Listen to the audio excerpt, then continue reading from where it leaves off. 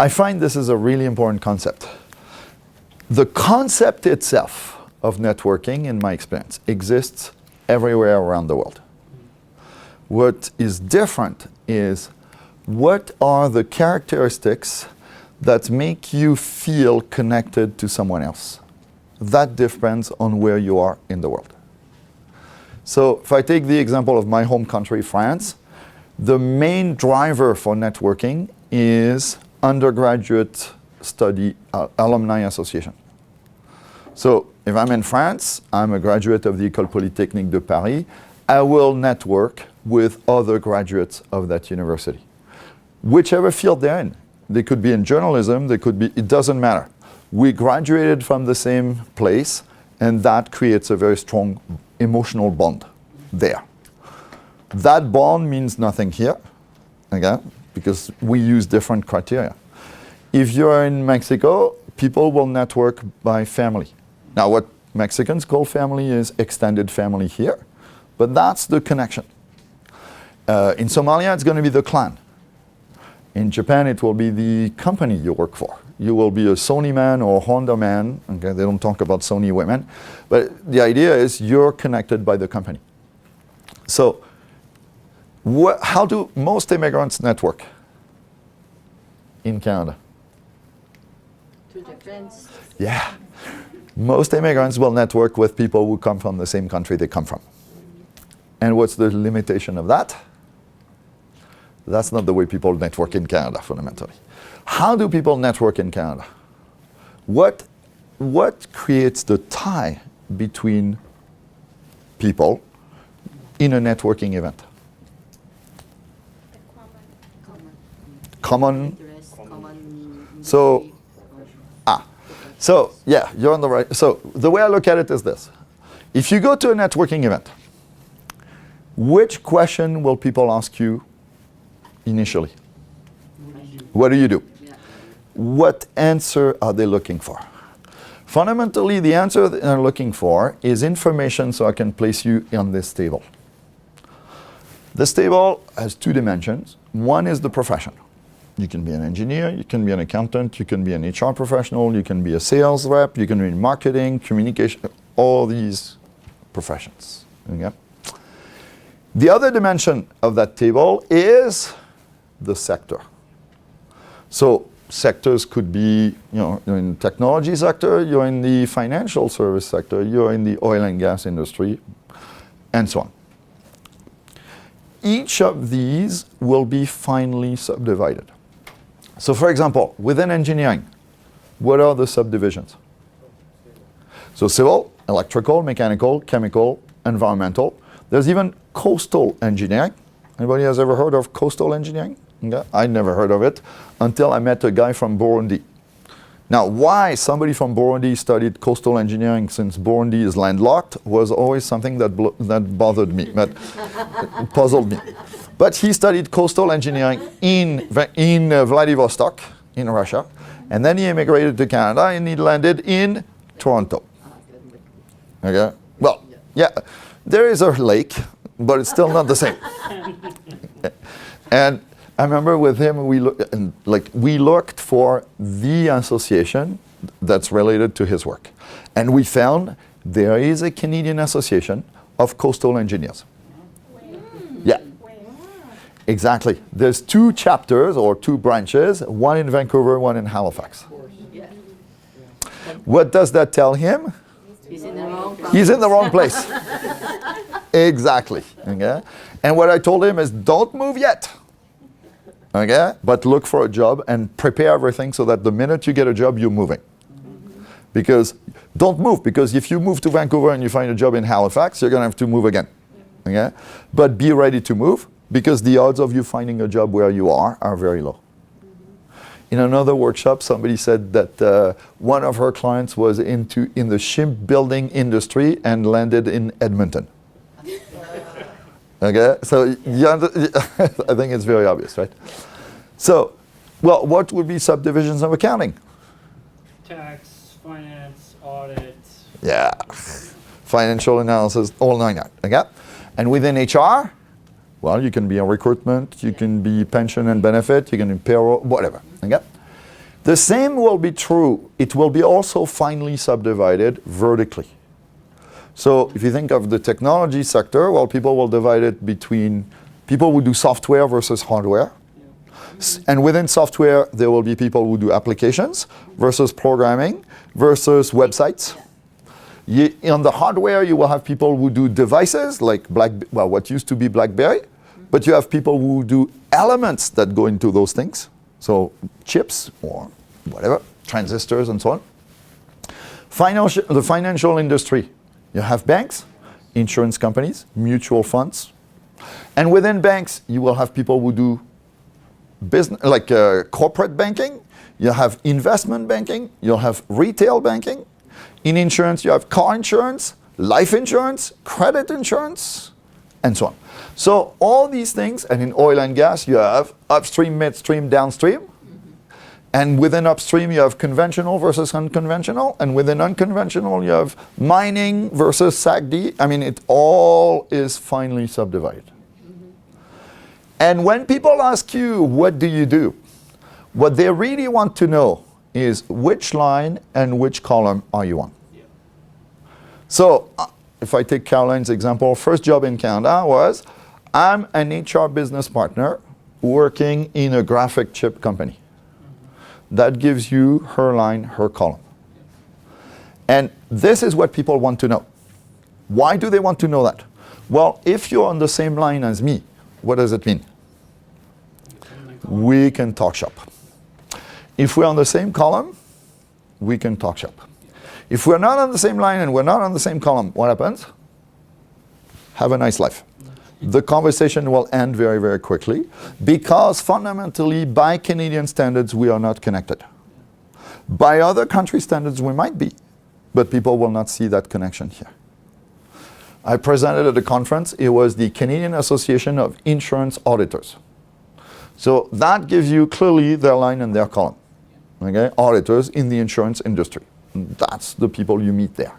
When I worked at Xerox, I was a chemical engineer specialized in the scale-up of high added value chemicals. That gives you my line and my column. Now, what is really important for your clients is one, determining which line and which column they're on, which is not always easy. And we come back to your point, using the words that people use to describe that work in Canada. So I'll give you an example where somebody was using the wrong word and it had a big impact. One of the people I worked with was from India, and he described himself as an architect. He had his degree said architecture. So he would network with other architects. He would go to events for architects. And people would tell him after a little while, you're not an architect. Then he applied for a license from the College of Architects, and they told him, you're not an architect. Okay. Why? Well, what happened was this.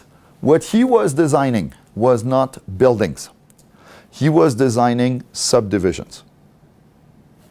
Now, what word will Canadians use to describe that work? Urban planning. Yeah. Urban planning. So when he started to describe himself as an urban planner and network with urban planners instead of architects, he got a job as an urban planner, of course. Okay, it was in Toronto, so you got a job in New York region. Okay? But you see the idea. Okay, you have to use the word that people will use. So along the lines of, you can find it on the job postings for sure. Okay? But the key thing is you have to use the word that people use here. And it may not be the word that people use in other parts of the world. And using so that part, in my experience, is critical. And just like the coastal engineer example demonstrates, there is a professional association for everything in Canada. We have an amazing propensity to create professional associations. Yeah? So what it means is, as an immigrant, it is really important to identify which professional association is the most relevant to us. And then be active in that association. What does being active in an association mean? Attend events. even better, help organize those events. Okay? Having your having your name in the directory of the association does absolutely nothing for you. You have to meet people. Why is that? What do you gain by being at those events? Opportunities. So I'll describe it as you gain information Yes. that can lead you to identify opportunities. Absolutely. Okay. So that's one big one. You will learn trends in your industry. You can learn trends in the industry. Absolutely. There's one other thing which is really critical. It's you learn how people think and communicate in your profession or in your industry. In other words, when they evaluate somebody's performance, qualifications, what do they consider important? What do they consider less important? I can tell you that is the way. So, as an engineer, I have an engineering degree, and I worked as an engineer in Canada. But the moment I really started to understand how Canadian engineers think was when I became active in the local, so in Ontario they call them chapters, of Professional Engineers of Ontario, equivalent of APEGA. Because why is that? Well, when people go to these meetings, first of all, we are among peers. Nobody reports to anybody else. And we can talk shop, obviously, and we can let our hair down, if I can put it that way. People will be less guarded. So they will make off-the-cuff remarks that will enable you to understand what they value and what they don't value. So I find it is really helpful to join these associations and be active. Now, most immigrants can probably join 10 to 15 associations. And if you do that, you will bankrupt yourself because all the fees will just, it won't work. So I encourage people to identify which association is the most targeted to them, most relevant. So if I take the example of this coastal engineer from Burundi, if he joins the PO or APEGA, what will happen when he goes to a meeting of those associations? He will meet tons of engineers, but the odds of him meeting another coastal engineer are very low. If he goes to a meeting of the Association of Coastal Engineers, who is he going to meet? Other coastal engineers. Now, the fact that there is no chapter in Toronto, as you said, tells him he's in the wrong place. But yeah, so this is what I mean by targeted. Like, I know in Calgary there's an association, for example, of SAGD engineer. You have something like 35 members. So it's not a big association. But if you are a part of it, you will really get the scoop about what's going on in your field. So now, these associations, if they're very small like this, very targeted, do not meet very often. So you probably want to supplement the activity in one of these associations with a bigger association like APEGA or CPA Alberta or something that will have more regular meetings. Because if you meet only once every 3 months, your job search is not moving all that fast. Make sense to everyone? Okay. But the idea is, if I network within my own ethnic community, what happens? The odds of me getting information that is useful in my job search are much lower. If I'm Chinese or Filipino or Indian, there's probably enough of a community that I can meet people. And maybe eventually I will meet one person who is in my field. But the problem is there's only a small number of people. For most people, you want to, I'm not saying you don't network with people from your own community, that's not the point. But you do not limit your socialization to that. Because if you do, that is really career suicide in a Canadian context. It will limit your opportunities tremendously. Questions or comments on this one? This is a big deal in my experience. Onai, did you? Yeah, okay, let me give you this. This might just be the clients I deal with. They have a very easy time identifying the row they're on. They often struggle identifying what industry they were in or what industry they want to go into. Yeah. I'm not. Maybe it's because they want to transition career, but To your point, any suggestion around helping them find the industry? So yeah, this is a bit of a challenge. There are some industries where it's really hard to get into unless you were in right from the start. Yeah. Healthcare comes to mind. It is really hard to become an accountant in hospitals, for example, or anything in the healthcare system, unless you kind of grow up in that system.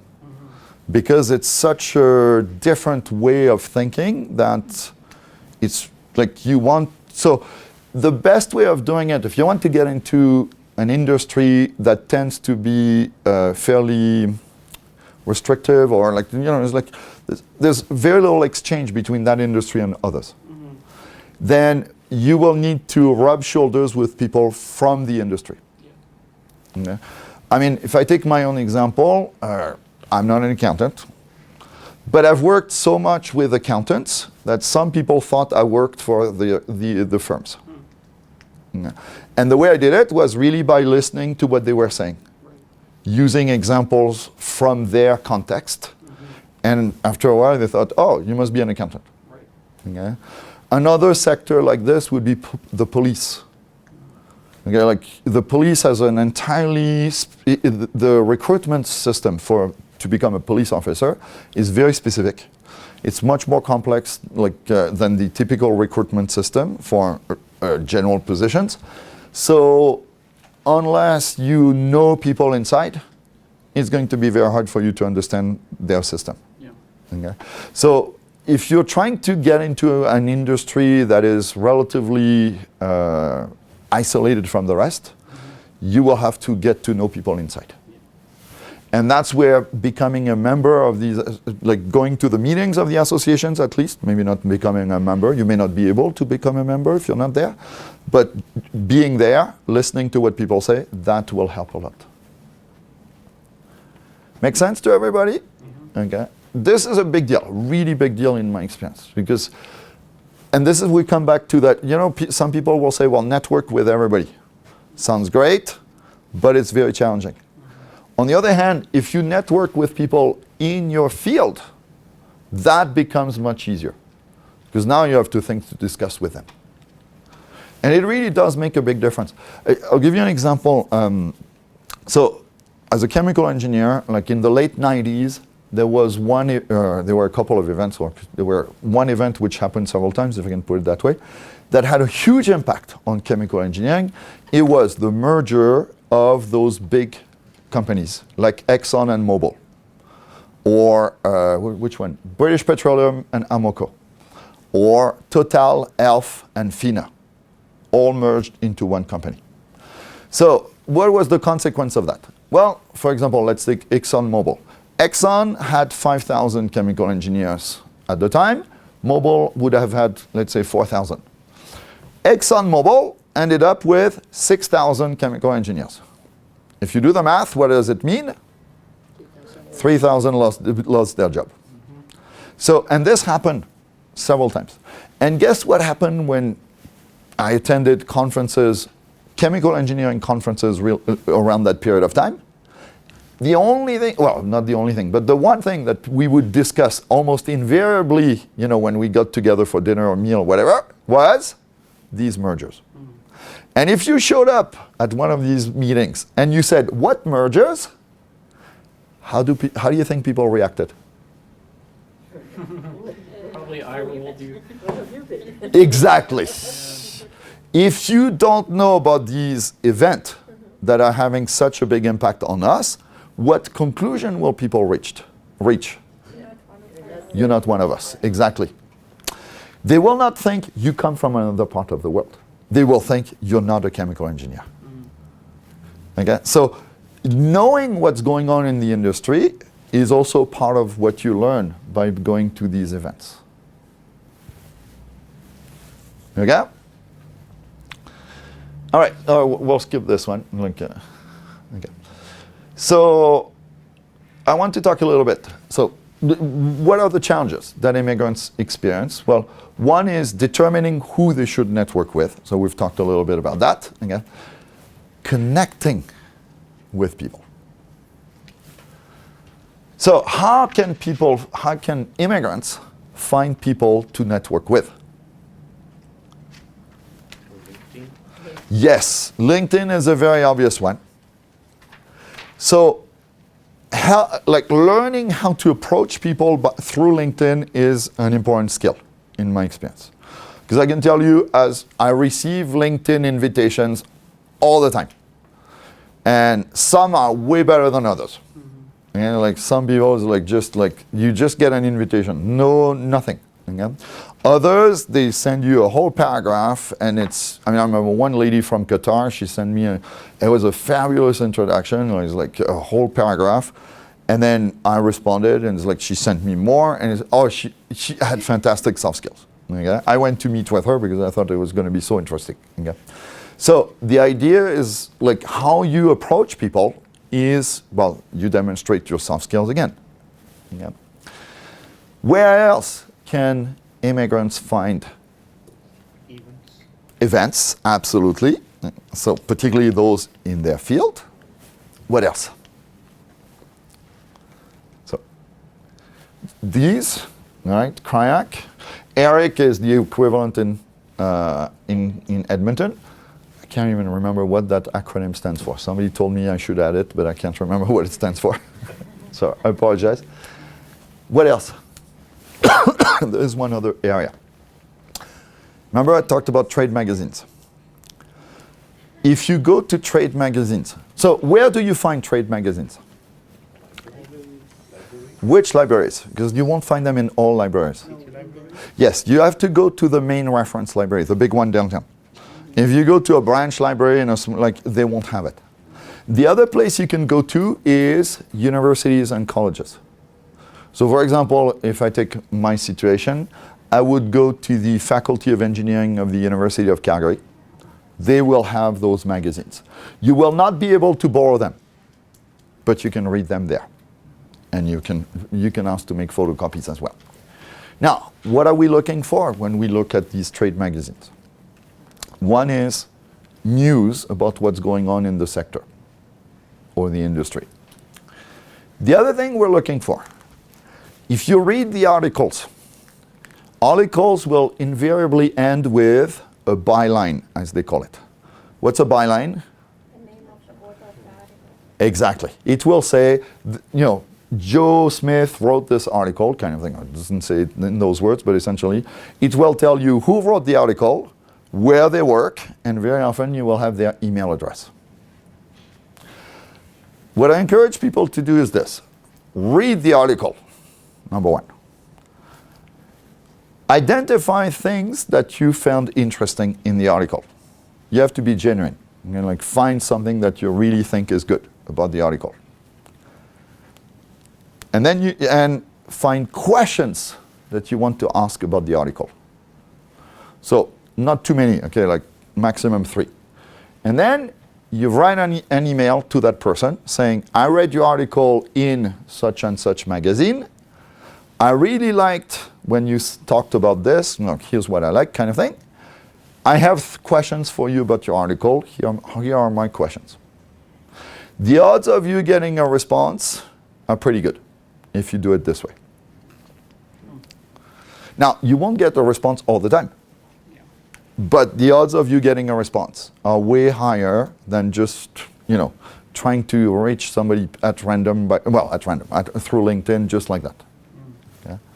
Because it always comes back to, if you've made the effort up front, people will be willing to help. Yeah.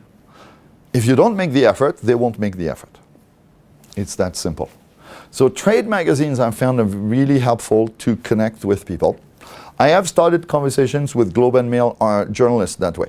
I read their article, I have a question, I tell them, and you get a response. I wouldn't dream of getting a response in France, okay, in that way.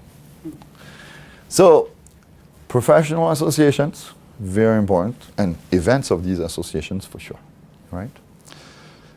All right, questions or comments on what we've discussed today? Yes? In the professional association's website, they have links. Sorry. Go right ahead. In some of the association's websites, they have links of resources. Yes. Links of different organization per provinces that could help some of the newcomers or some of the job seekers. Very true. too. Yes, Yeah. absolutely. Oh yeah, I mean, there is a wealth of information. The challenge is finding where exactly, and that's when talking to people who kind of guide you makes a world of difference.